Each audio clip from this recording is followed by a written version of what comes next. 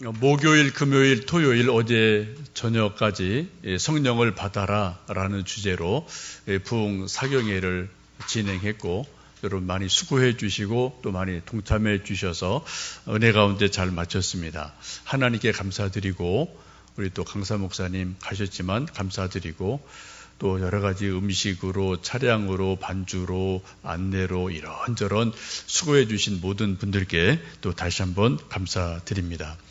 이번 사경회 때 아마 몇몇 분들은 특별하게 성령을 체험한 분들이 몇 분 계신 것 같아요.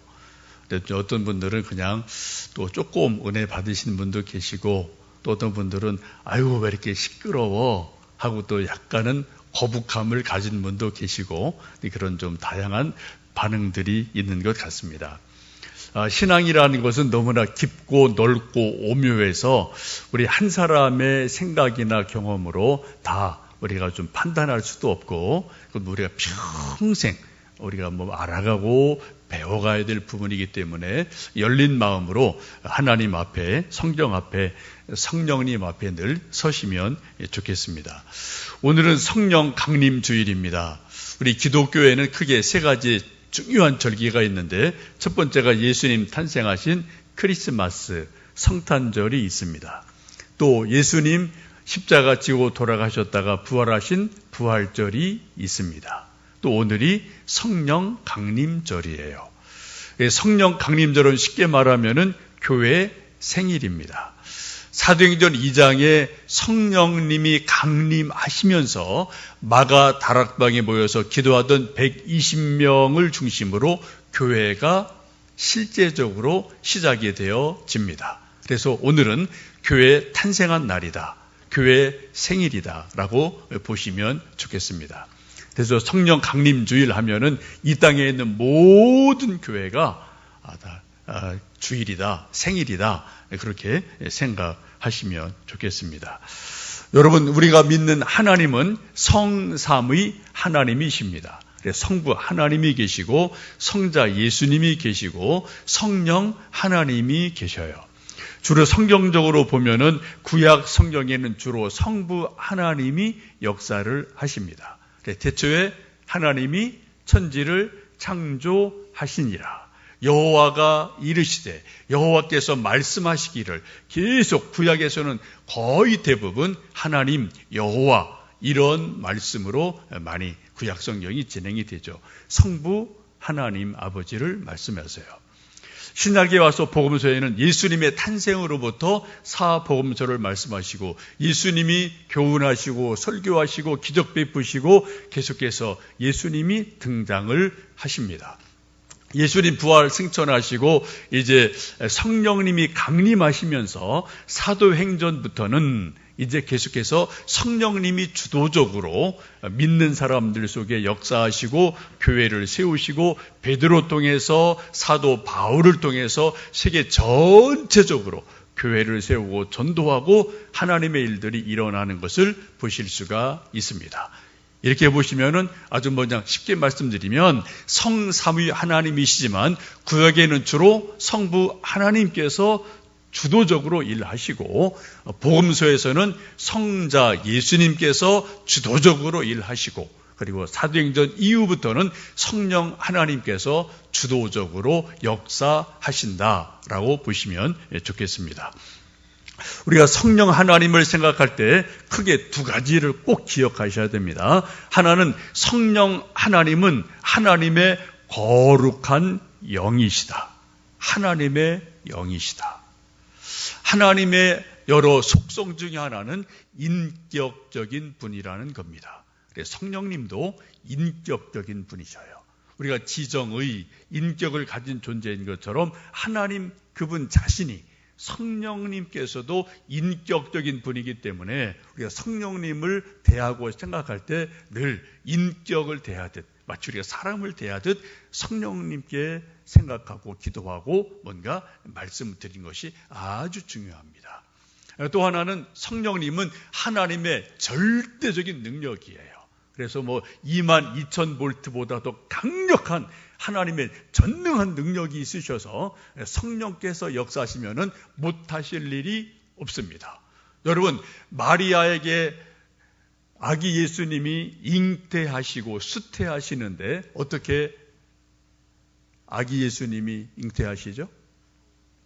성령의 능력으로 잉태하셔요. 사람의 힘이 아닙니다. 우연이 아닙니다. 성경을 보시면은 성령의 능력으로 마리아에게 예수님이 잉태가 되셔요. 이거 믿으면 여러분 다른 거 다 믿으셔야 돼요. 요거 안 믿어지면은 신약 전체가 안 믿어지는 겁니다. 근데 성령님은 우리 인간이 상상할 수 없는 엄청난 하나님의 능력이시다.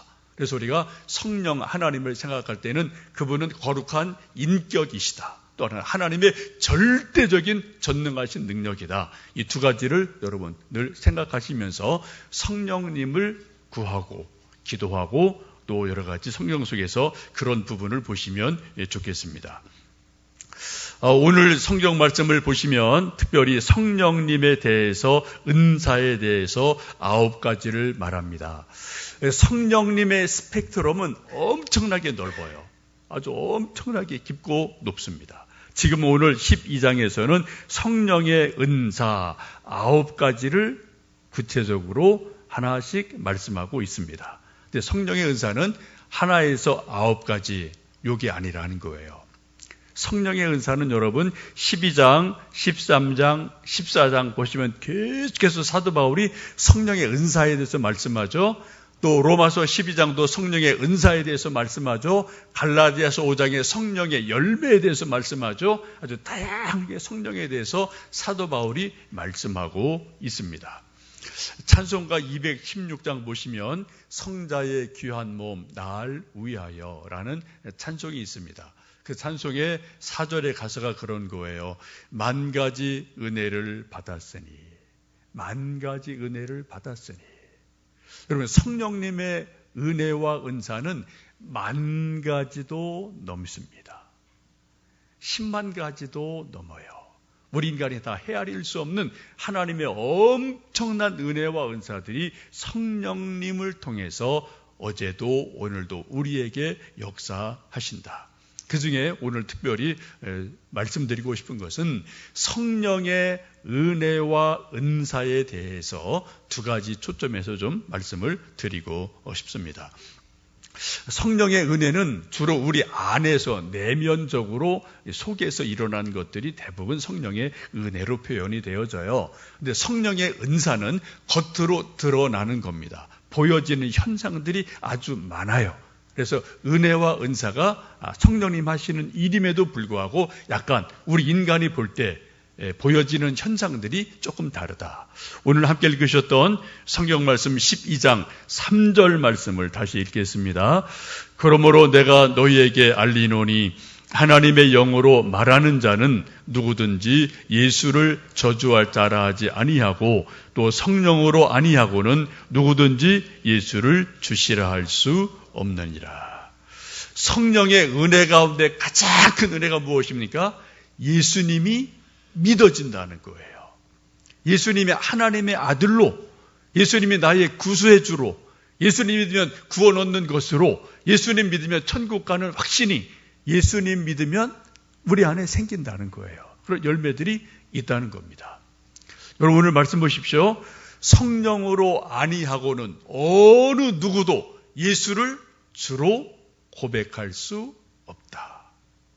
이게 성경의 진리이고 성령님이 하시는 일입니다. 여러분 혹시 방언을 못하셔도 조금 아쉬울 수 있지만 여러분 안심하십시오. 괜찮습니다. 하시면 더 좋아요. 사실은 더 좋은 거예요. 여러분 방언을 혹시 못하셔도 여러분이 이 시간 예수님이 하나님의 아들이시다, 나의 구세주다, 예수님이 길이요 진리요 생명이시다, 예수님 믿으면 내 영혼이 거듭나서 구원 얻는다, 내가 천국 백성이 된다 라는 믿음이 분명하시면 여러분 안에 이미 성령님이 내주하시는 겁니다. 성령님이 여러분에게 역사하신 거예요. 은혜를 이미 주신 거예요. 어느 누구도 성령님이 은혜를 주시지 않으면 예수님을 믿을 수가 없어요. 예수님을 인정할 수가 없어요. 예수님을 사랑할 수가 없어요. 그런 마음 자체가 생기지를 못합니다. 여러분, 성령님이 하시는 중요한 은혜가 뭐라고요? 예수님을 알게 한다. 예수님을 믿게 한다. 예수님을 사랑하게 하신다. 예수님 마지막 밤에 하신 말씀 가운데 그런 거 있죠. 내가 너희를 떠나는 것이 너에게 유익하다. 왜요? 내가 떠나면은 보혜에서 성령께서, 진리의 성령께서 오셔서 내가 너희에게 가르친 모든 것이 기억나게 하실 것이다. 알게 하실 것이다. 라고 말씀을 하셨거든요. 그 보혜사 성령이 오시니까 여러분, 예수님 계실 때도 베드로나 여러 제자들 믿음 있다가 없다가 왔다 갔다 했어요. 그죠? 그런데 성령님이 오시니까 분명한 믿음 가운데 잡히는 것을 보실 수가 있습니다. 하나님의 은혜, 성령님의 은혜는 예수님을 구주로 분명하게 믿는 믿음을 주시는 거다. 여러분 다 예수님 구주로 믿으시죠? 권위 확신이 있으시죠? 그럼 이미 여러분 성령님의 은혜가 우리에게 임하신 거예요. 여러분 그 확실하게 정리하셔야 됩니다. 아주 중요한 거예요. 두 번째는 외적으로 성령의 나타나심을 우리에게 보여주셔요. 7절에 그렇게 말씀합니다. 각 사람에게 성령을 나타내심은 유익하게 하려 하심이라. 성령의 역사가 우리의 은사라는 것으로 우리 사람에게 보여진다는 거예요. 드러난다는 겁니다. 나타난다는 거예요. 그래서 사람들이 저 사람 성령 받았구나. 저 사람 성령님이 역사하는구나. 이것을 우리가 나타나기 때문에 현상으로 우리가 보면은 알 수가 있어요. 느낄 수가 있단 말입니다. 그 중에 하나가 방언이에요. 병 고치는 은사가 치유가 나타나요. 저 사람 병 고쳐졌네? 나타나거든요. 방언할 때 룰루랄라 방언하면은 뭐가 이상한 게 있네. 예언하면 뭔가 저거 뭐가 좀 나한테 없는 게 저 사람 있네. 이렇게 나타나는, 드러나는 그러한 은사가 성령을 통해서 우리에게 일어난다라고 말씀합니다. 성령의 은사가 본문에서는 9가지로 말씀하는데 첫 번째 지혜의 말씀, 지식의 말씀을 먼저 말씀합니다. 성령님이 우리에게 임하시면은 하나님 말씀, 성경 말씀이 이해가 돼요. 믿어져요. 우리 안에 하나님의 지혜와 능력으로 내 속에서 역사를 합니다. 참 묘하죠? 이게 글씨가 아니라, 이게 한글, 국어가 아니라 하나님의 말씀으로 믿어져요. 그런 능력이, 그런 힘이 내 속에서 일어납니다. 여러분, 우리가 늘 고민하는 것 중에 하나가 영어. 참 고민스럽죠. 유치원부터 요즘은 영어 공부하죠. 대학 때 공부하죠. 하여튼 수십 년 영어를 공부해요. 단어 외우고 문법하고 듣고 배우고 어학 연습하고 이것저것 많이 하는데 영어 잘하는 사람 우리나라에 그렇게 많지 않습니다. 그냥 여러분 영어가 그냥 아무런 사전 없어도 어느 순간 귀가 뻥 뚫려서 막 미국 사람이 샬라샬라 말하는데 다 들려요. 어느 순간 내 혀가 탁 입이 열려서 막 샬라샬라 영어를 하는 사람이 있어요. 여러분, 그런데 어떤 사람은 평생 영어에도 이게 자꾸 머리로 해석해서 영어를 해야 되고 해석해서 들어야 되고 해석해서 말하는 그러한 수준의 사람도 있습니다. 대부분 우리 한국 사람이 그렇죠. 여러분, 그냥 직통으로 영어가 들리고 영어가 그냥 그대로 나가는 사람 그렇게 많지 않거든요. 이런 사람 영어 잘하는 사람이에요. 이게 뻥 뚫린 거예요. 여러분, 성경이 그럴 때가 있어요. 어떤 때는 읽어도 이게 눈으로 안 나가요. 마음으로 이게 안 읽혀져요. 머리로 잘 이해가 안 돼요. 이게 지도가 아주 이게 어려워, 딱딱해요. 그런데 하나님의 성령께서 역사하셔서 지혜의 말씀을 주시고 지식의 말씀을 주시면 성경 읽을 때 쉬워요. 성경이 이해가 턱턱 돼요. 믿어져요. 그렇구나, 그러면 깨달아져요. 이런 역사가 일어납니다. 제가 설교할 때 이것이 하나님 말씀으로 믿어져요. 마음에 또 감동이 될 때가 있어요. 여러분, 지혜의 말씀과 지식의 말씀이 여러분에게 성령의 은사로 임하기를 축복합니다. 이거 엄청난 거예요, 여러분. 여러분, 저도 청년 때 뭣도 모르고 방언 기도하며 그때 제가 한 여러 해 동안 계속 기도한 게 지금 돌아보니까 이거더라고요. 하나님 저에게 좀 지혜의 말씀 주세요. 지식의 말씀 주세요. 이거 제가 몇 년 엄청 청년 대학 때 이때 엄청 기도했어요. 저도 왜 그랬는지 몰라요. 근데 나중에 돌아보니까 아마도 하나님께서 그런 마음을 저에게 미리 주시고 또 신학할 준비를 그런 기도를 통해서 시켜주신 것이 아닌가라는 생각을 이제 나중에 역으로 보니까 좀 이렇게 좀 해석되는 부분은 있기는 합니다. 여러분, 지혜의 말씀을 구하십시오. 지식의 말씀을 구하십시오. 여러분, 재미난 책을 읽다가 거기서 새로운 진실, 새로운 사실, 새로운 어떤 놀라운 것을 깨달아도 공부하는 기쁨이 있어요. 그죠? 희열이 있거든요. 이야, 어떤 지적 희열이 있거든요. 여러분, 성경 말씀을 읽다가 하나님 말씀이 이해가 되고 믿어지고 깨달아지면 세상 학문에서 얻을 수 없는 엄청난 희열이 있어요. 기쁨이 있어요. 진리를 알지니 진리가 너희를 자유케 하리라 라는 역사가 하나님 말씀을 통해서 우리에게 역사를 하게 됩니다.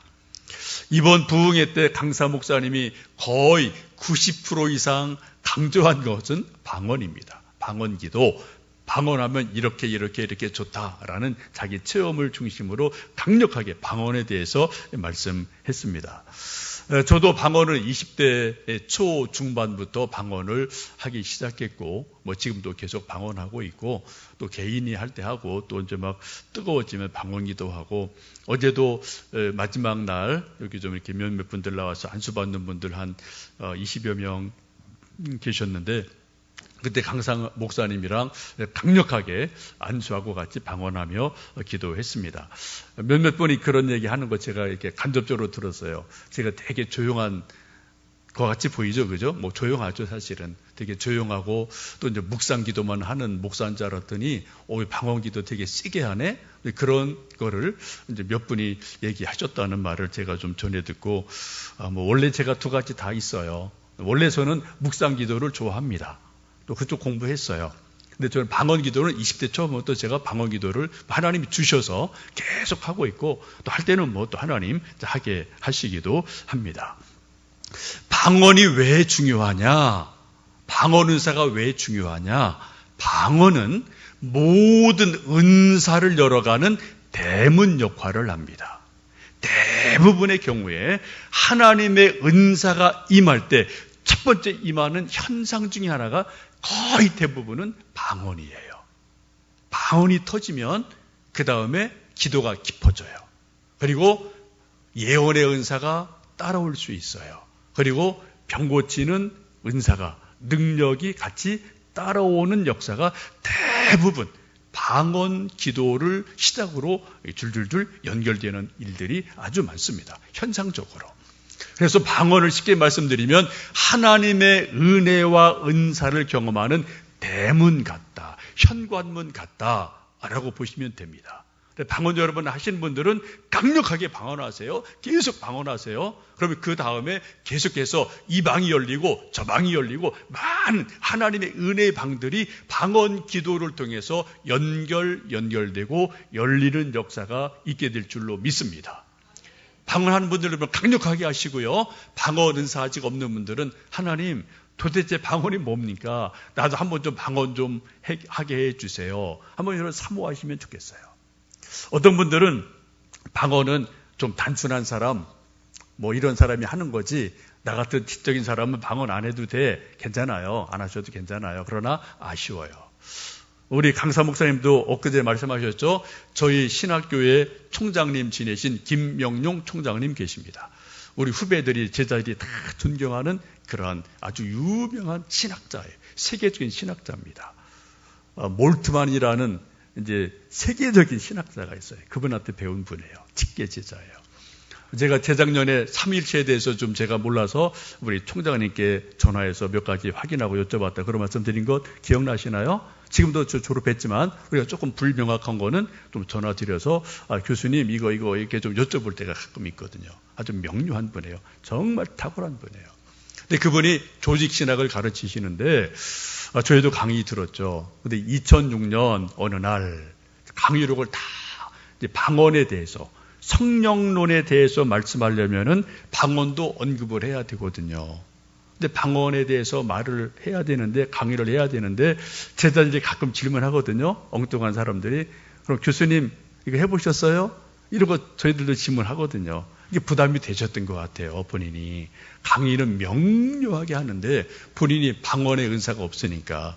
강의록을 다 만들어 놓고, 밤 12시쯤, 하나님, 저는 방언에 대해서 강의하지만, 사실 방언 잘 몰라요.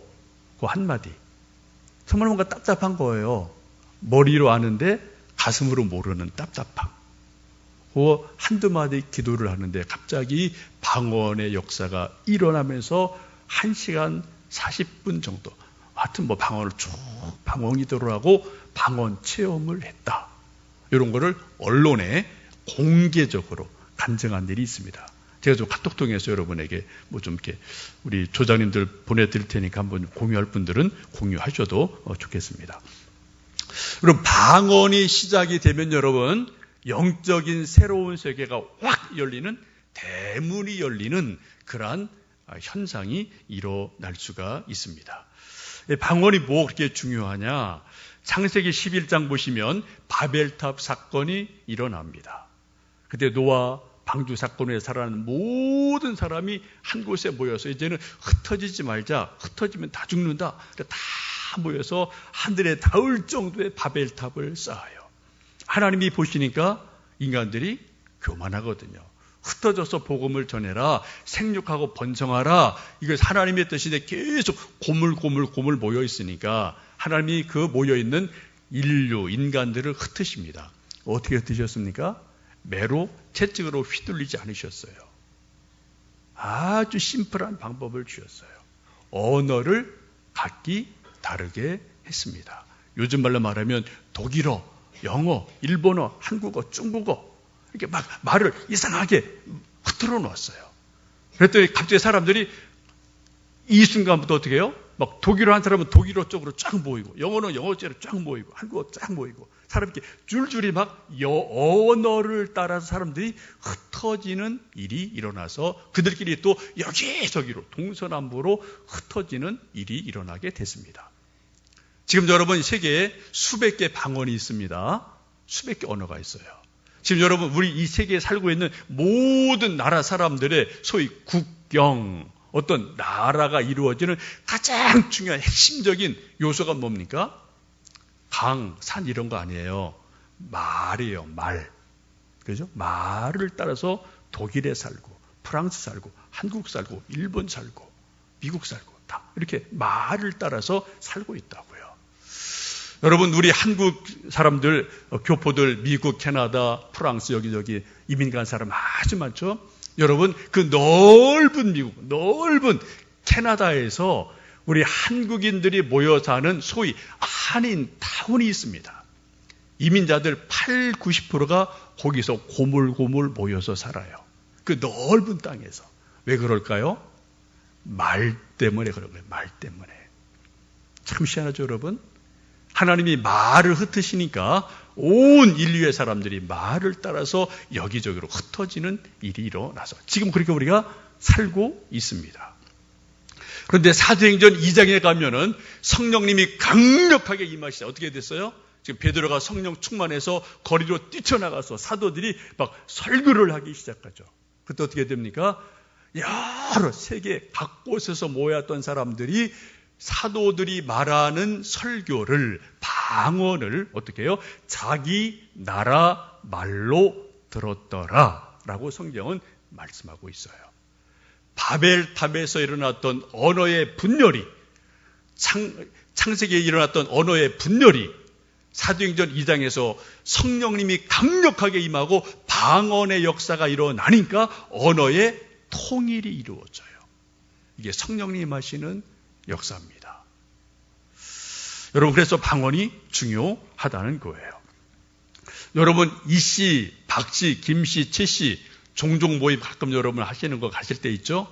여러분 이씨끼리 모이면 거기 아주 화목하고 뭐 화기애애한가요? 박씨끼리 모이면 막 또 그냥 아주 뭐 얘기 잘하고 사랑이 넘치나요? 아니요. 저도 종종 모임 몇 번 가봤는데 20길이 모이는데 엄청 싸우더라고요. 아이고, 뭐 땅 얼마 되지도 않는 거, 뭐 산이 어때서, 뭐 또 논이 어때, 돈이 얼마 해서 엄청 싸우더라고요. 여러분 가보신 분들 아시죠? 종종 모임 가시면 여러분 정말 화목하게 하는 집 제가 알기로 거의 없어요. 그 얼마 되지 않는 조상이 남겨놓은 산, 땅 뭐 이거 갖고 그냥 네가 어땠니 저땠니 엄청나게 싸워요. 같은 이씨, 같은 박씨, 같은 채씨인데 싸운다고요. 여러분 같은 혈액형 A형, B형, O형 고혈압 여러분 정말 살아가고 화목하게 하나 될까요? 아니요. 거기도 엄청 싸웁니다. 사람이 하나 될 수 있는 유일한 길은 성령님이 우리를 하나로 묶어주실 때, 성령의 띠로 하나로 묶어주실 때만 우리가 하나로 묶여질 수 있음을 믿습니다. 그래서 성령의 역사가 중요하고 말을 하나로 묶어주시는 것이 방언의 역사다라는 겁니다. 방언은 성경에 크게 두 가지 종류로 나오는데 방언을 헬라어로 글로솔랄리아라고 그래요. 글로솔랄리아. 이게 헬라어예요, 방언. 이거는 두 가지 단어가 합쳐진 겁니다. 글로사라는 것은 혀, 텅, 언어, 랭귀지 이런 의미를 가지고 있어요. 랄레오라는 말은 to speak, talk, 말한다는 거죠. 또 to make a sound, 소리를 낸다. 이런 두 가지 의미가 있습니다. 쉽게 말씀드리면 방언은 언어로 말한다. 또 하나는 혀가 말한다. 이게 방언이에요. 원어적인 의미가. 여러분 언어로 말하는 방언이 사도행전 2장에 나옵니다. 성령 충만한 사도들이 거리로 뛰쳐나가서 막 뭔가 뜨겁게 외치고 막 소리를 지르죠. 전도를 하죠. 그때 세계 각 곳에서 모여온 사람들, 메소포타미아, 애굽, 그레데, 세계 여러 나라에서 몰려온 사람들이 각자 자기 나라의 말로 정확하게 사도들이 말하는 것을 알아들어요. 그럼 무슨 말인지 아시겠습니까? 영어가 정확하게 구사됐다는 거예요. 프랑스어가 독일어가 정확하게 구사됐다는 거예요. 그럼 사도들이 성령이 충만해서 방언할 때 이게 언어로서의 방언입니다. 이런 일이 지금도 가끔 있습니다. 아주 오직 필리핀 원주민 사는데 또 저쪽 정말 문화 문정이 안 들어가니까 오직 가면은 이 언어가 안 통하는 때가 있어요.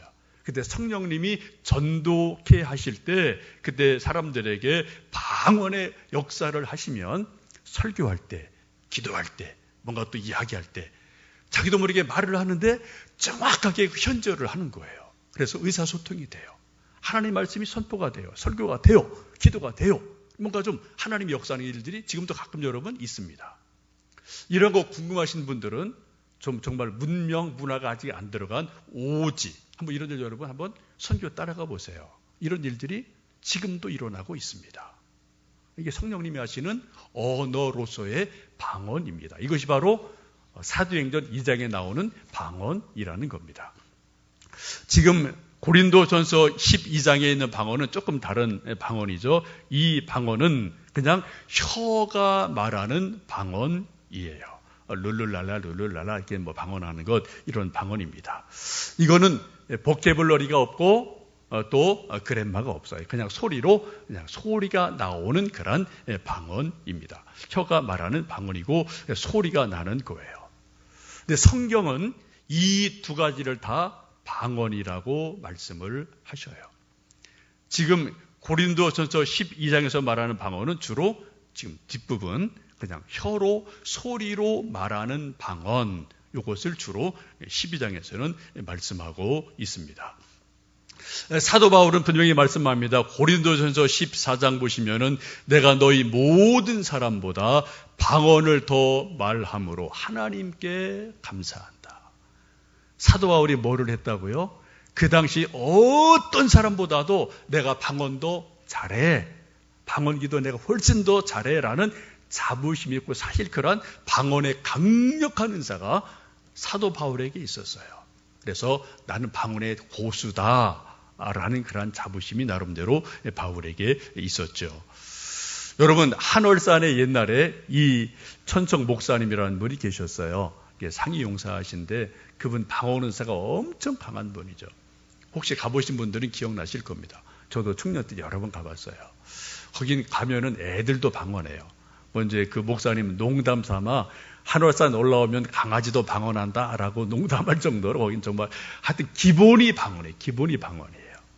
그리고 또 뭐 통변해주고 뭐 이런저런 일 참 많으셨는데 저도 가서 그때는 뭐 그 전에 방언 의사 이미 받았지만 또 거기 가서 정말 방언 기도를 엄청나게 많이 했던 그런 몇 번의 기회도 있습니다. 여러분 방언을 하면은 뭐가 유익할까요? 고린도전서 14장 14절 보시면은 방언은 내가 내 영으로 기도하는 것이다 라고 말씀해요. 사도 바울의 말씀입니다. 방언의 대가인 사도 바울이 말씀하기를 방언으로 기도하면은 내 영으로 기도하는 것이다 라고 말해요. 우리는 기도를 다차원으로 기도합니다. 입술로 그냥 말로 기도해요. 어때 말 안 해도 생각으로 머리로 곰곰이 생각하고 이성적으로 생각으로 기도할 때 있습니다. 좋은 거예요. 그러나 우리 인간은 영혼의 존재입니다. 더 좋은 기도는 영으로 기도하는 거예요. 영으로 기도할 때 훨씬 더 깊은 기도가 돼요. 로마서 8장에 우리가 마땅히 간구할 바를 알지 못하지만 성령께서 말할 수 없는 탄식으로 나를 위해서 우리를 위해서 친히 간구하시느니라. 성령님이 우리에게 임하시면 내가 전혀 생각하지 않은 그러한 것인데 더 깊은 기도가 성령의 인도하심을 따라서 기도가 될 때가 있거든요. 이게 영의 기도예요. 방언 기도할 때 대부분 이러한 영적인 현상들이 일어납니다. 그래서 방언 기도한 사람들이 방언 기도가 좀 강력해요. 어떤 대적 기도, 또 마귀를 이기는 기도, 어떤 선포하는 기도, 이런 것이 대부분 방언 기도를 통해서 일어나게 됩니다. 여러분, 이 세상은 참 교묘하고 오묘하고 복잡하기 때문에 우리 생각만 가지고 세상을 이길 수는 절대로 없습니다. 세상은 엄청난 영적인 전쟁터입니다. 영적 전쟁터예요. 그래서 영적 전쟁에서 이기려면 영으로 기도하는 것을 아시면 훨씬 더 좋습니다. 훨씬 더 강력한 기도를 하실 수가 있습니다. 여러분, 할 수만 있으면 여러분 방언 기도하시기를 축복합니다. 이번에 몇 번 방언 터진 분이 있으시더라고요. 참 감사한 일이에요. 여러분 시작한 거 계속 하셔야 돼요. 또 이미 하신 분들 여러분 계속 방언 기도를 좀 뜨겁게 하시면 좋겠습니다.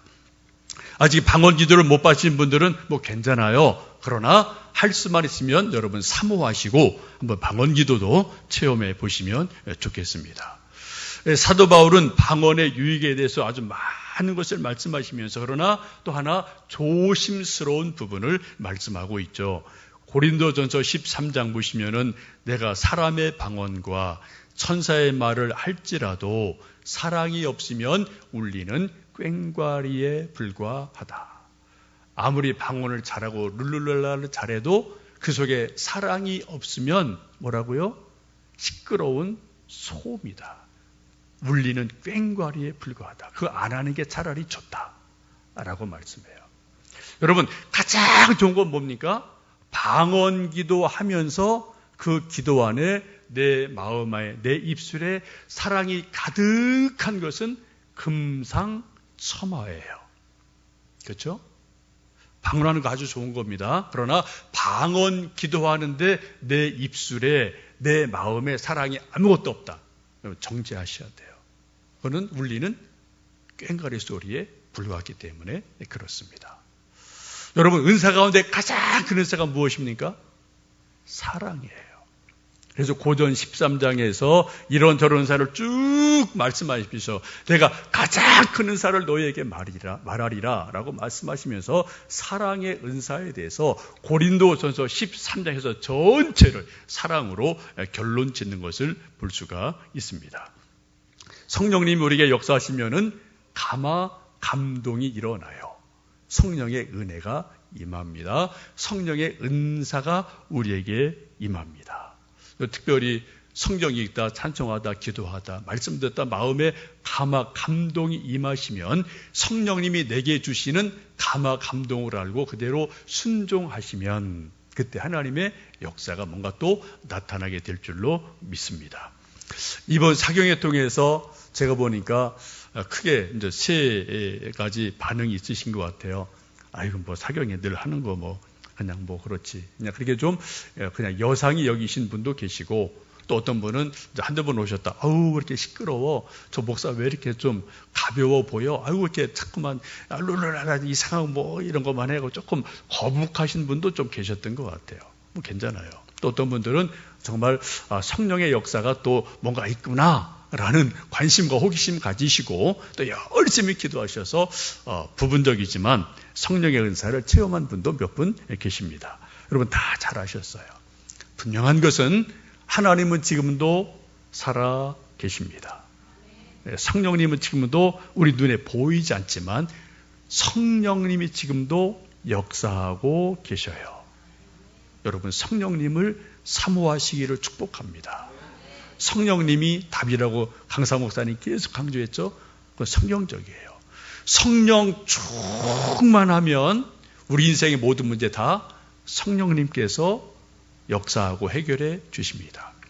사도 요한이 말씀하길 사랑하는 자여 내 영혼이 잘됨 같이 내가 범사에 잘되고 강건하기를 원하노라. 우리 인생은 영적 원리 순서가 있어요. 영혼이 잘되면 범사가 잘돼요. 그럼 육체가 강건합니다. 이게 성경적인 원리거든요. 거기 바로 성령 충만함이 있는 것이고 성령의 은사가 조례가 필요한 거예요. 여러분 저도 어릴 때 소위 정통 장로교 집안에서 태어났습니다. 시골 교회지만 경건한 교회였고 저희 아버지 장로님이셨어요. 제가 방언을 처음 본 것은 청년 때쯤 언젠지 기억하지 않지만 하여튼 어떻게 친구들이랑 오살리 기도를 어떻게 좀 간 적이 있어요. 옛날에요. 그래서 제가 깜짝 놀랐습니다. 왜 이렇게 개구리들이 많은지. 개골 하여튼 하는데 불 꺼놓고 기도하는데 개골 하는데 야 이거 잘못 왔다 싶더라고요. 뭐 도저히 이해가 안 되고 뭐 엄청 혼란스러웠어요. 거기서 하여튼 저는 거기서 방언 받지는 않았어요. 근데 나중에 와서 도대체 뭐지? 그런 궁금증도 생기고 또 이렇게 저렇게 기도하는 가운데 저에게 또 하나님 방언의 은혜를 주셔서 이제 그때부터 방언을 계속 하고 있습니다. 여러분 하나님의 은혜, 하나님의 능력, 하나님의 역사심을 여러분 제한하지 마십시오. 중요한 것은 우리가 하나님의 은혜와 역사를 갈망하고 사모하는 마음. 또 하나는 하나님이 내게 뭔가 역사하실 때 내가 기꺼이 순종하리라 라는 마음이 있을 때 하나님이 우리 속에서 생각이든 방언의 은혜든 방언의 은사든 뭔가를 통해서 우리를 하나님의 좋은 사람으로 만들어 가실 줄로 믿습니다. 이번 사경회 통해서 이렇든 저렇든 크든 적든 도전받은 것, 기도 제목 받은 것, 은사 받은 것 귀하게 여기시고 계속 더 크게 깊게 발전시켜 가시는 여러분 되시기를 축복합니다. 특별히 방언기도 새롭게 시작하신 분이 몇 분 계신 것 같은데 그분들은 옆에서 조금 도와주셔야 돼요. 그래 방언하는 분들끼리 일주일에 한 번이라도 모여서 같이 좀 방언기도 하시고 우리 또 전수아님 방언기도 잘 하시니까 같이 좀 도움받고 또 질문도 하시고 같이 모여서 기도하셔서 방언기도의 불이 활활 불타올라서 방언을 통해서 더 깊은 하나님을 체험하고 은사를 체험하고 기도응답을 체험하고 하나님 역사가 있기를 주님의 이름으로 축복합니다. 혹시 이번에 방언 은사가 없으신 분들 염려하지 마십시오. 그러나 사모는 하십시오. 하나님 저도 언젠가는 한번 방언 좀 해보게 해주세요 라는 사모하는 마음은 여러분 가지셔야 돼요. 아, 나 그거 안 해도 돼. 안 해도 돼요. 구원에 관계 없습니다. 그러나 아쉬워요. 뜨거울지 않을 수 있거든요. 제가 아까 말씀드렸죠. 우리 신대원의 총장님, 교수님 엄청 지성적인 분이에요. 서울대 나온 분이고요. 독일서 박사한 분이에요. 우리나라 최고 신학자예요. 근데 그분도 머리로 아는데 가슴이 안 되니까 하나님 이거 강의는 해야 되겠는데 이거 참 이게 좀 뭔가 좀 부족합니다. 그런 답답함 때문에 강의록을 다 만들어 놓고 밤 12시에 하나님 하고 은혜를 구했을 때 그 마음을 보시고 성령님이 방문하게 하셔서 또 더 멋있는 그런 가르침을 주시는 선생님이 되셨거든요. 여러분 성령 충만하시기 바랍니다. 또 은사 충만하시기 바랍니다. 하나님의 은혜가 우리 개인 안에, 가정 안에, 자녀 안에, 교회 안에 충만하기를 주님의 이름으로 축복합니다.